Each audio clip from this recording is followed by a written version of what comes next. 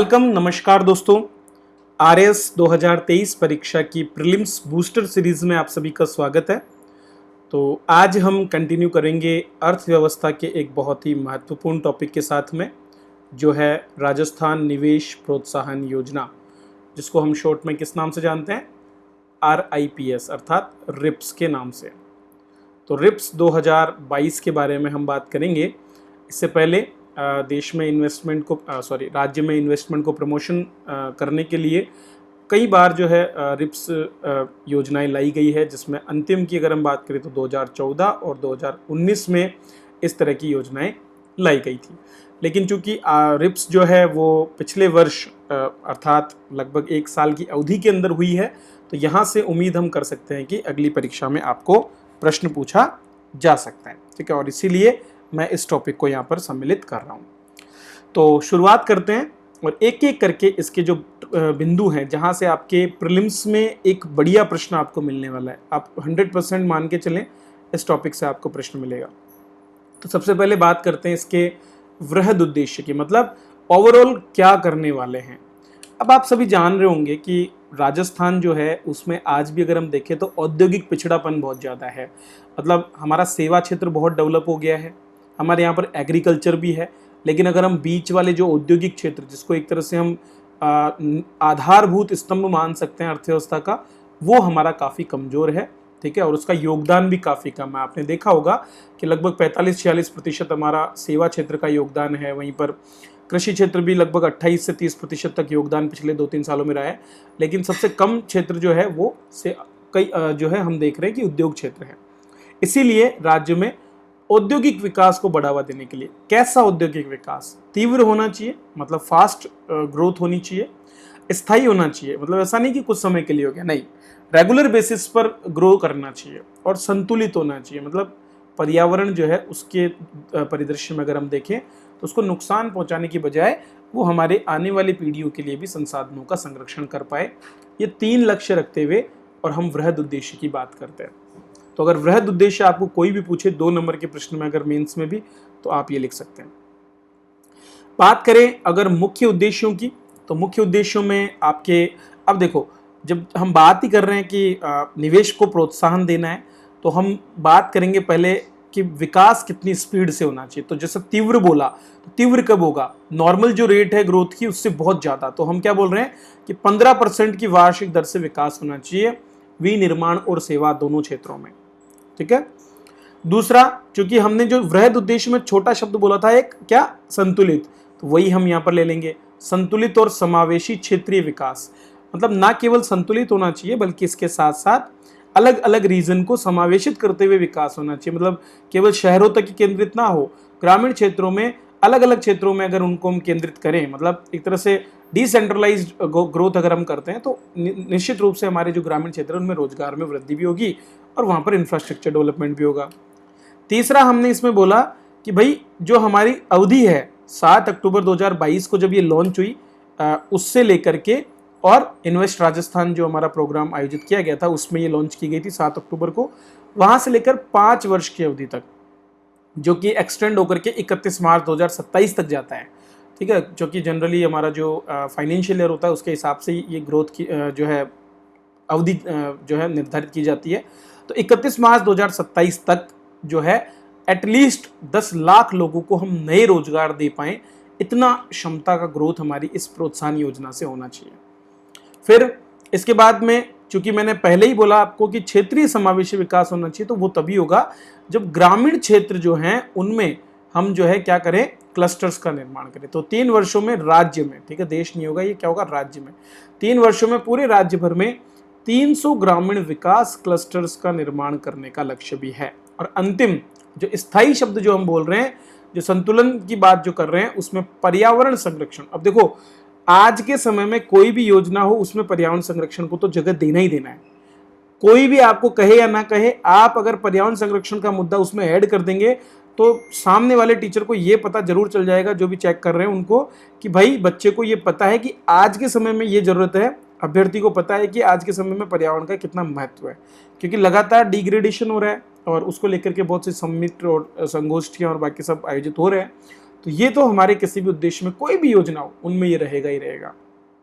चलिए, अब हम इसके कुछ डिटेल्ड प्रावधान, तो आपको अगर 5 नंबर के क्वेश्चन पूछे या फिर पूछ लेंगे निम्नलिखित में से कौन सा रिप्स 2022 का उद्देश्य है, नहीं है, सेंटेंस बेस्ड प्रीलिम्स के लिए क्वेश्चन आ जाएगा, अवधि पूछ सकता है, ठीक है, ये सारे प्रश्न आ जाएंगे।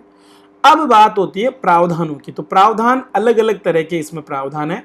सबसे पहले इसके मुख्य प्रावधान क्या क्या हैं, तो दोस्तों मुख्य प्रावधानों की बात करें तो पहला तो कैटेगरी वाइज अतिरिक्त परिलाभ दिया जाएगा कुछ वर्गों को, जिसमें थ्रस्ट सेक्टर मतलब जिनमें कमी है, ठीक है, जहां निवेश की कमी, थ्रस्ट मतलब होता है प्यासा, तो ऐसा क्षेत्र जो आज के समय में वंचित है निवेश से, उन सेक्टर्स में। सनराइज सेक्टर, सनराइज सेक्टर का मतलब होता है ऐसा एरिया जो उभर रहा है, सनराइज का मतलब सूर्य का उगना, सूर्य का उगना मतलब सूर्य का क्षितिज पर ऊपर की ओर आना। इसी तरह से अगर कोई उद्योग अभी नया नया उद्योग है और वो डेवलप हो रहा है, जैसे एआई आज के टाइम में एक तरह का सनराइज सेक्टर है, ठीक है, वहां डेवलपमेंट हो रहा है। इसी तरह के नए नए जो उद्योग उभर करके सामने आ रहे हैं, उनमें पिछड़े हुए क्षेत्र, खास करके भौगोलिक रूप से पिछड़े हुए क्षेत्रों में हमारे SC ST और महिला हमेशा होती है, ठीक है, आपको पता है SC ST और महिला जो स्टैंड अप इंडिया योजना है उसमें भी यही फायदा जो है गवर्नमेंट देती है ऋण देने का, same to same SC ST और महिला उद्यमी, इन सभी को अतिरिक्त रूप से परिलाभ देने की बात इसमें कही गई है। कस्टमाइज्ड परिलाभ भी है, मतलब श्रेणी विशेष के लिए कस्टम किए हुए, उसके अनुकूल ढाले हुए लाभ। तो ये श्रेणियां कौन सी है, 8 श्रेणियां हमारे पास हैं, जिनमें से विनिर्माण और सेवा तो हमारे उद्देश्य में भी थी, सनराइज सेक्टर डेफिनेटली हमने ऊपर भी बात की, MSME हमेशा से सरकार उद्योगों की जब बात करती है तो MSME की बात करती है, स्टार्टअप्स क्योंकि स्टार्टअप नए आइडियाज के साथ होते हैं और उनको निवेश की जरूरत होती है, लॉजिस्टिक पार्क्स, लॉजिस्टिक पार्क्स खास करके प्रचालन तंत्र जो है उसको निर्धारित करते हैं और लॉजिस्टिक्स की बहुत बड़ी भूमिका होती है चीज़ों को एक जगह से दूसरी जगह पर पहुंचाने में, ठीक है। फिर उसके बाद में स्टोरेज और आपूर्ति श्रृंखला, कृषिगत क्षेत्र में खासकर इसका बहुत अधिक योगदान है। रिसर्च एंड डेवलपमेंट से रिलेटेड जो हमारी प्रयोगशालाएं हैं, और रिन्यूएबल एनर्जी, तो आरी तो राजस्थान के अंदर आप देख सकते हैं कि जहां हम सौर ऊर्जा के क्षेत्र में पूरे देश भर में प्रथम स्थान पर है, वहीं पवन ऊर्जा में भी हम चौथे स्थान पर हैं। तो ये दोनों चीज़ें हमको बहुत ही ज़्यादा जो है मोटिव भी करती है कि इन क्षेत्रों में हम काम करें। क्लियर, तो ये है 8 ऐसी श्रेणियां जिनको हम कस्टमाइज्ड लाभ दे रहे हैं। तो कुछ अतिरिक्त लाभ उन श्रेणियों को जो वंचित हैं, और कुछ कस्टमाइज्ड लाभ जो अनुकूल हैं इन श्रेणियों के आधार पर कि इनको जो जरूरत है उसके हिसाब से दे दिया। फिर हम कुछ विशेष बात कर लेते हैं 2 सेक्टर्स के बारे में, एक है MSME और दूसरा है विनिर्माण क्षेत्र।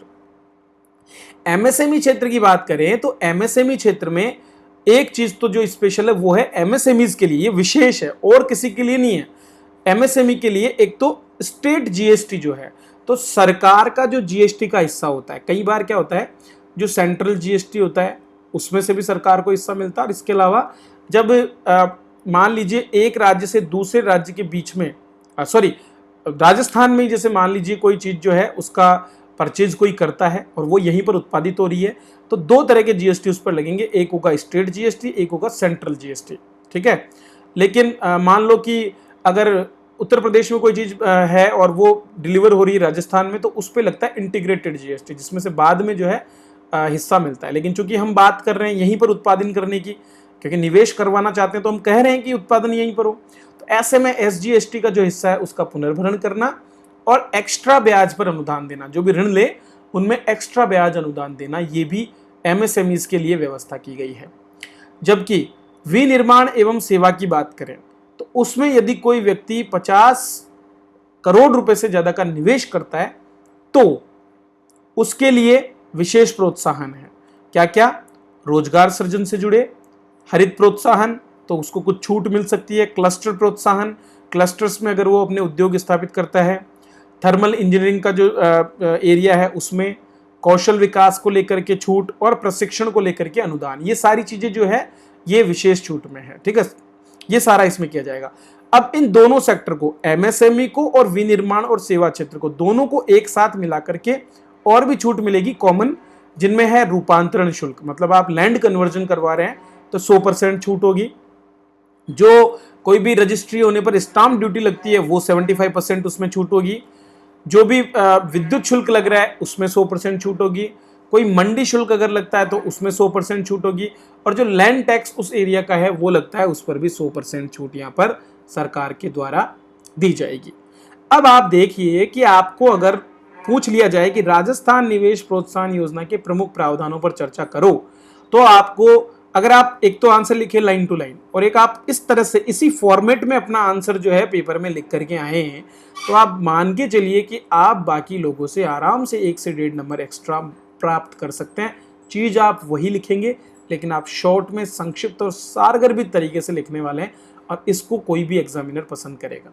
ठीक है, तो ये जो है बहुत इंपॉर्टेंट चीज है।